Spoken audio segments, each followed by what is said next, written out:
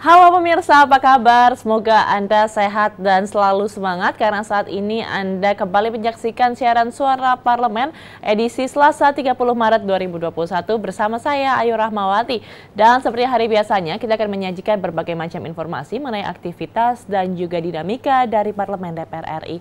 Dan pemirsa, kalau dihitung-hitung nih tanpa terasa pandemi COVID-19 di Indonesia sudah terjadi lebih dari 1 tahun dan tidak terasa pula ini bulan depan adalah di bulan Mei tepatnya nanti akan menjadi tahun kedua kita merayakan Idul Fitri bersama-sama dalam masa pandemi dan kembali pemerintah masih melarang aturan mudik namun ini juga tidak langsung diterima oleh masyarakat tetapi juga banyak yang menuai pro dan kontra. Seperti apa pemirsa nanti kita akan bahas di akhir segmen tetapi sebelumnya kita akan bacakan terlebih dahulu headline media online yang terbit pada hari ini.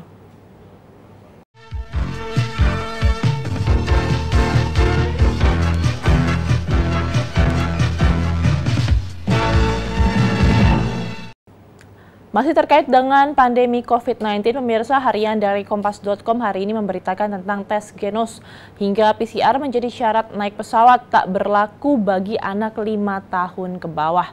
Satuan Tugas Penanganan COVID-19 menetapkan hasil tes PCR atau rapid test antigen dan genos C19 sebagai syarat melakukan perjalanan dengan transportasi udara, seperti tertuang dalam Surat Edaran Satgas nomor 12 tahun 2021 tentang ketentuan perjalanan orang dalam negeri dalam masa pandemi COVID-19. Akan tetapi, pada poin 3 huruf K SE tersebut dijelaskan bahwa anak-anak di bawah usia 5 tahun tidak diwajibkan melakukan tes RT-PCR, rapid test antigen, dan genos C19. Di samping itu, pada poin 3 huruf C diatur bahwa penggunaan genos C19 juga dapat digunakan sebagai syarat pelaku perjalanan transportasi laut dengan tetap mengisi dokumen e-hack sebelum keberangkatan di pelabuhan. Nah, ini juga harus diperhatikan pemirsa bagaimana sih sebenarnya syarat-syarat yang terus berkembang dari waktu ke waktu untuk melakukan perjalanan baik darat, laut maupun udara. Pemirsa beralih kepada berita yang kedua datang dari cnnindonesia.com. PBNU mengatakan bahwa AstraZeneca vaksin suci bisa dipakai dalam kondisi normal. Pengurus Besar Nahdlatul Ulama melalui lembaga Bahsul Masail PBNU memastikan AstraZeneca sebagai vaksin suci dan bisa digunakan dalam keadaan normal alias tidak dalam kondisi darurat sekalipun. AstraZeneca sempat mengundang kontroversi karena memberikan efek pasca vaksinasi ke ratusan orang di Sulawesi Utara dan dipertanyakan bagaimana kehalalannya. Melalui surat edaran yang juga ditandatangani Ketua Lembaga Bahsul Masail PBNU, Najib Hasan disebutkan bahwa vaksin tersebut masuk dalam kategori mubah atau boleh digunakan. Atas dasar itu, PBNU menyertakan atau juga menyatakan vaksin bisa disuntikan ke tubuh manusia dalam kondisi apapun. Padahal Majelis Ulama Indonesia sebelumnya menyatakan vaksin hanya bisa disuntikan dalam situasi darurat saja. Beralih kepada berita yang ketiga, pemirsa mediaindonesia.com mengatakan ini memberitakan mengenai Jateng siapkan tempat isolasi khusus pemudik. Guna mencegah ledakan kasus COVID-19, Gubernur Jawa Tengah Ganjar Pranowo menyiapkan tempat isolasi mandiri khusus bagi warga yang nekat mudik Lebaran tahun 2021 ini. Menurut Ganjar, penyiapan tempat isolasi mandiri khusus bagi warga yang ngeyel mudik Lebaran adalah upaya pencegahan penyebaran COVID-19 di Jawa Tengah. Sehingga perlu disiapkan tempat isolasi mandiri khusus bagi pemudik Lebaran 2021. Dalam kesempatan tersebut, Gubernur Ganjar Pranowo meminta warga untuk sementara menahan diri tidak pulang mudik pada momentum Ramadan dan Idul Fitri 1442 Hijriah. Ini kembali kami sarankan kepada pemirsa seluruh pemirsa Suara Parlemen untuk tetap menahan diri dan juga tetap mematuhi protokol kesehatan. Kalau bisa di rumah saja lebih baik menahan diri untuk mudik terlebih dahulu dan bisa melakukan silaturahmi melalui media digital saja. Pemirsa, kita beralih kepada berita yang keempat datang dari laman detik.com. Api belum padam, asap hitam masih membumbung tinggi di kilang Pertamina Indramayu. Kebakaran terjadi di PT Pertamina Persero RU 4 Balongan, Kabupaten Indramayu pada Senin lalu sekitar pukul 00.45 waktu Indonesia bagian Barat. Hingga hari ini api masih belum bisa padam. Pantauan detik.com, kepulan dari asap hitam masih membumbung tinggi di kondisi lokasi kejadian saat ini tengah gerimis. Sebelumnya, sejak tadi malam hujan mengguyur wilayah Kecamatan Balongan dan juga sekitarnya.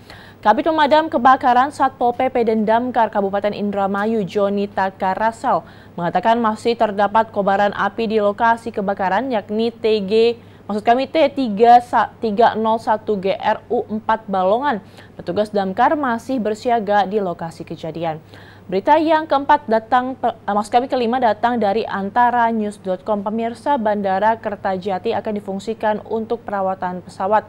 Gubernur Jawa Barat Ridwan Kamil mengatakan selain dioperasikan untuk mengangkut penumpang dan kargo, Bandara Internasional Jawa Barat Kertajati di Kabupaten Majalengka akan difungsikan untuk maintenance, repair, overhaul, atau perawatan pesawat. Ridwan Kamil menuturkan ada maskapai penerbangan internasional yang minat membuka MRO di Bandara Internasional Kertajati dan hal itu pun sudah dilaporkan kepada Presiden Republik Indonesia saat pihaknya menghadiri rapat terbatas di Jakarta.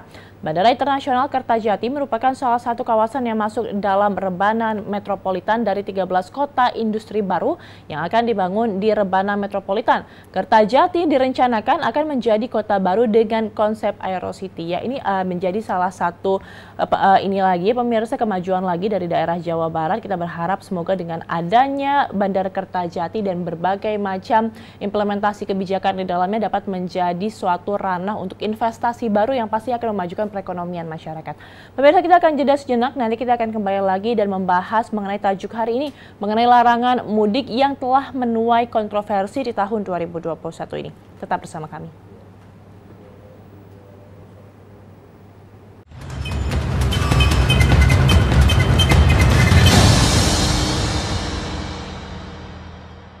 DPR RI soroti frase ekstremisme dalam Perpres RAN PE yang dikhawatirkan terjadi multitafsir dalam penerapannya. Dalam rapat dengar pendapat antara Komisi 3 DPR RI dengan Badan Nasional Penanggulangan Terorisme atau BNPT di Gedung DPR RI Senayan, Jakarta, anggota Komisi 3 DPR RI Romo Muhammad Syafi'i menjelaskan, frase ekstremisme dalam Perpres nomor 7 tahun 2021 berpotensi menjadi multitafsir, sehingga dikhawatirkan akan menjadi alat untuk kepentingan politik. Butuh kehati-hatian agar tidak salah sasaran. Butuh kehati-hatian agar tidak salah dalam penindakan. Dan butuh kehati-hatian agar tidak multitafsir. Tapi kemudian muncul Perpres nomor 7 tahun 2001.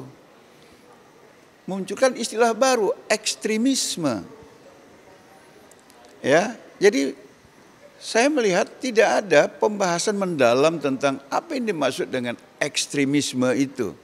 Anggota Komisi 3 DPR RI Ihsan Sulistyo berpendapat, dengan adanya frase ekstremisme dalam Perpres RAN PE, dikhawatirkan ada tumpang tindih kewenangan yang justru membuat kinerja BNPT tidak optimal. Masa BNPT juga masuk di sini untuk pengamanan outfit ini? Kan gitu. Ya, supaya SOP-nya itu jelas kalau memang mau masuk ada kepentingan apa dan tugasnya dia apa, segala macam harus ditaruh di atas meja, dijelaskan semuanya dalam itu. Sehingga tidak terjadi kesimpang siuran dalam penanganannya. Mustaqim dan Dodi, TVR Parlemen, melaporkan.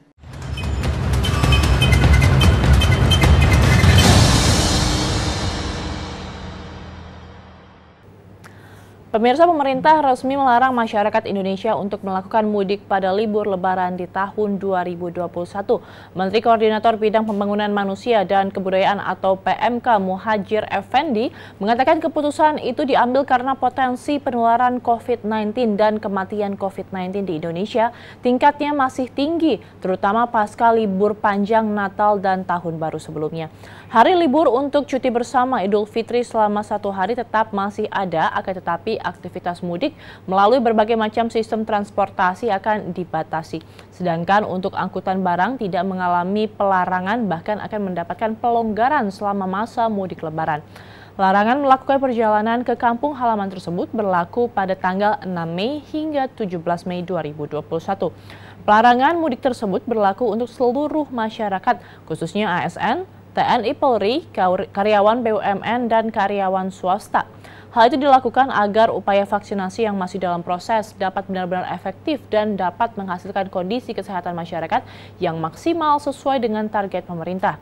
Keputusan tersebut menuai kontroversi dari masyarakat karena keputusan tersebut bertolak belakang dengan kebijakan pemerintah lainnya. Pemerintah kerap memberlakukan pelarangan bagi masyarakat, akan tetapi tidak pernah menetapkan satupun kebijakan yang benar-benar fokus pada penanganan COVID-19. Bahkan hingga 1 tahun lebih penyebaran COVID-19 di Indonesia belum juga menunjukkan tanda-tanda pengurangan. Di sisi lain, pemerintah juga mendorong masyarakat yang berlibur untuk mengunjungi tempat-tempat wisata untuk menggerakkan roda ekonomi di daerah. Hal tersebut tentunya sangat bertolak belakang dengan larangan melakukan mudik yang membuat masyarakat menilai bahwa pemerintah tidak dapat membuat peraturan yang tepat untuk menangani penyebaran virus COVID-19.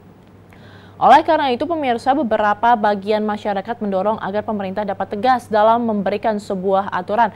Jika ingin melarang masyarakat untuk berpergian, maka seharusnya seluruh tempat wisata yang berpotensi mengundang banyak kerumunan ditutup dari pengunjung, sehingga pembatasan penyebaran virus COVID-19 bisa benar-benar efektif. Ya, ini mungkin membingungkan juga bagi masyarakat yang sudah 1 tahun lebih tak kunjung selesai atau juga tak kunjung keluar dari masa pandemi COVID-19 ini, melihat bagaimana peraturan-peraturan pemerintah ini kadang bertolak belakang satu dengan yang lainnya. Ini kita lihat nanti ketika ada musim mudik, maka pemudik ini dilarang untuk mengunjungi tempat atau kampung halamannya, tetapi ada peraturan lain yang mendukung untuk terus melakukan pariwisata dan ke tempat destinasi-destinasi wisata lainnya. Pastinya ini menuai kebingungan dari para masyarakat.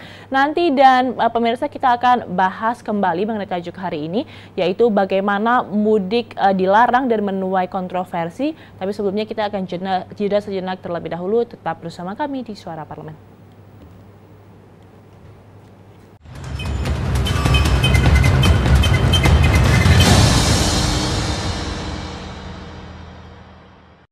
Ditemui di Gedung Nusantara II DPR RI Jakarta, anggota Komisi 3 Ahmad Dimyati Natakusuma mendukung pelaksanaan polisi virtual sebagai early warning system. Menurut Dimyati, polisi virtual bertujuan melakukan pencegahan atas simpang siur berita di media sosial. Jadi ini adalah tujuannya untuk restoratif justice tujuannya. Jadi sangat bagus sekali dan saya mendukung untuk itu. Tapi tadi betul-betul tujuannya adalah untuk preventif, untuk pencegahan supaya tidak ada yang dirugikan, tidak ada korban, tidak ada lapor-melapor, maka dari awal sudah diawasi. Jadi ini yang benar, bukan artinya polisi itu mengumpat, begitu melanggar langsung di-free-kick gitu ya. Dimyati berharap keberadaan polisi virtual mampu mengatasi masalah-masalah hukum yang berkaitan dengan hoaks atau ujaran kebencian di berbagai media sosial. Pelaksanaan polisi virtual diharapkan bisa memberikan pengawasan dan pencegahan atas implementasi Undang-Undang ITE. Ini yang mengakibatkan sekarang ini banyak masalah hukum, banyak masalah di pengadilan, banyak masalah orang di penjara gara-gara hal sepele, hal-hal yang tidak harus dilakukan persidangan ataupun penahanan. Maka oleh sebab itu ini harus dilakukan oleh polisi sebagai APH, aparat penegak hukum yang melakukan delik pidana. Tim Liputan TVR Parlemen melaporkan.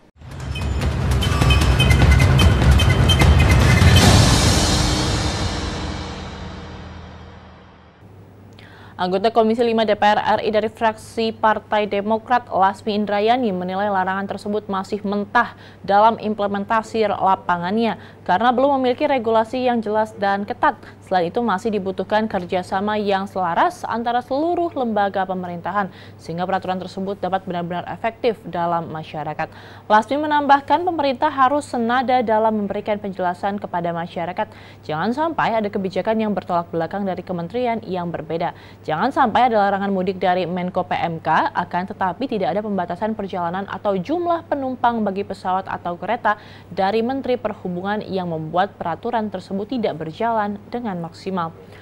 Fasilitas transportasi publik seperti terminal, pelabuhan, dan stasiun juga seharusnya diberlakukan pembatasan secara ketat sehingga dapat mencegah masyarakat untuk melanggar peraturan tersebut dan mencegah adanya lonjakan penumpang di fasilitas transportasi menjelang hari libur Lebaran tahun 2021. Larangan mudik tersebut dapat berhasil jika diberlakukan regulasi yang jelas dan tegas serta penerapan di lapangan yang konsisten dan adil. Jika hal tersebut di atas tidak dilakukan, maka akan percuma pemerintah melarang mudik Lebaran karena pasti tidak akan dipatuhi oleh masyarakat. Masyarakat Indonesia diharapkan dapat memaklumi keputusan pemerintah melarang mudik Lebaran Idul Fitri 2021 untuk segera menghentikan penyebaran virus COVID-19 di Indonesia dan melindungi masyarakat dari ancaman COVID-19. Oleh karena itu, masyarakat dihimbau untuk dapat merayakan Idul Fitri tanpa harus pulang kampung. Salah satunya dengan memanfaatkan teknologi dan media sosial yang ada sebagai media untuk berkomunikasi secara virtual. Ya, ini memang tidak bisa dilakukan hanya oleh satu pihak saja untuk implementasi dari pelarangan mudik tersebut. Pemerintah harus tegas untuk memberikan aturan dan pastinya tidak boleh saling bertolak belakang kebijakannya. Dan juga masyarakat harus bahu-membahu dan tetap menahan diri untuk di rumah saja, tidak keluar dan juga tidak melakukan mudik kampung halaman yang berpotensi untuk membuat klaster baru dari penyebaran pandemi COVID-19, pemirsa. Dan berita tersebut sekaligus juga mengakhiri perjumpaan kita pada Suara Parlemen edisi hari ini. Saya Ayu Rahmawati beserta seluruh kerabat kerja yang bertugas mengucapkan terima kasih atas perhatian Anda. Tetap patuhi 3M dan sampai jumpa.